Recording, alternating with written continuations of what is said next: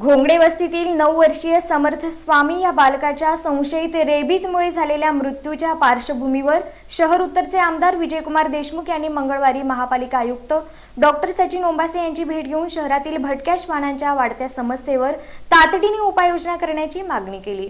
भवानी पेठेतील घोंगडे वस्ती येथील 9 वर्षीय समर्थ स्वामी या चिमुकल्याचा रेबीजमुळे झालेल्या दुर्दैवी मृत्यूच्या पार्श्वभूमीवर शहर उत्तरचे आमदार विजयकुमार देशमुख यांनी मंगळवारी सोलापूर महानगरपालिका आयुक्त डॉक्टर सचिन ओंबासे यांची भेट घेतली। भेट घेऊन शहरातील भटक्या श्वानांच्या वाढत्या समस्येबाबत सविस्तर आढावा त्यांनी यावेळी घेतला।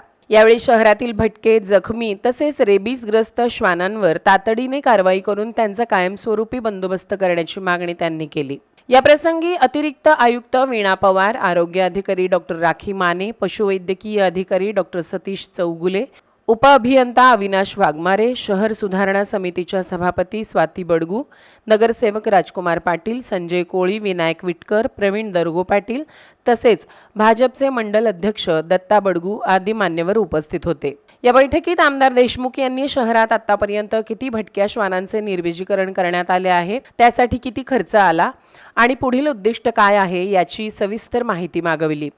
केवळ निर्बीजीकरणावर भर न देता भटक्या श्वानांच्या वाढत्या संख्येवर प्रभावी नियंत्रण मिळवण्यासाठी ठोस नियोजन करण्याची गरज त्यांनी व्यक्त केली। महानगरपालिका मुख्यालयाच्या आवारातही मोठ्या प्रमाणावर भटके श्वान मुक्तपणे फिरत असल्याचा मुद्दा त्यांनी उपस्थित केला। महापालिकेच्या परिसरातीलही श्वानांचे तातडीने बंदोबस्त करण्याची मागणी देशमुख यांनी करत नागरिक आणि कर्मचारी यांची सुरक्षितता सर्वोच्च प्राधान्याने सुनिश्चित करावी असेही ते स्पष्ट म्हणाले। समर्थ स्वामी यांच्या कुटुंबाची आर्थिक परिस्थिती अत्यंत हालाखीची आहे। समर्थच्या वडिलांनाही गंभीर आजार असल्याने शासनाने विशेष बाब म्हणून या कुटुंबाला 10 लाख रुपये आर्थिक मदत द्यावी अशी मागणी यावेळी देशमुख यांनी केली। या संदर्भात मुख्यमंत्री देवेंद्र फडणवीस यांना आपण पत्र पाठवल्याची माहिती त्यांनी यावेळी दिली। घोंगडे वस्ती येथील समर्थ स्वामी हा 9 वर्षीय मुलगा 24 तारखेला त्याचा डेथ झाला। 11 तारखेला त्या कुत्रा तिथं मोकाट कुत्रं म्हणजे जे रॅबीज झालेलं आहे अशा प्रकारचं चावं लोकांना चावं सुटलं होतं। त्यासाठी तिथले नगरसेवक राजकुमार पाटील यांनी फोन करून इथल्या अधिकाऱ्यांना सांगितलं की इथं 11 कुत्रं लोकांना चावू लागलेले आहे आणि त्यामुळे भीतीचं वातावरण निर्माण झालेलं आहे, ताबडतोब आपण यावं।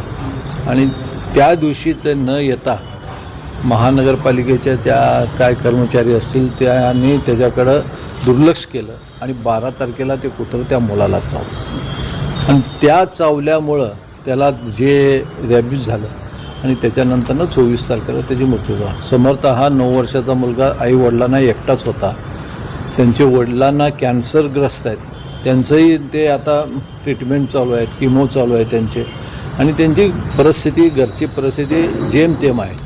हो, माननीय मुख्यमंत्र्यांना आपण त्यांच्या सहायता निधीमधनं आपण त्यांच्या कुटुंबासाठी सहायता करण्यासाठी निधी मागितलेला आहे। मला असं वाटतं की मुख्यमंत्र्यांना निधीमधनं मिळेल, पण तरी महानगरपालिकेच्या या बोर्डामधनंही आपण आमचे दोन्ही नगरसेवक संजय कोळी आणि राजकुमार पाटील म्हणले की बोर्डामध्ये विषय ठेवून आपण जास्तीत जास्त या भागातील नगरसेवकांनी ठेवून ते जास्तीत जास्त कसं मिळतं आहे, कारण महानगरपालिकेमध्ये फार कमी निधी दिला जातो आणि त्याला जास्तीत जास्त कसं मिळेल ह्याच्याकडे आमचं लक्ष राहील।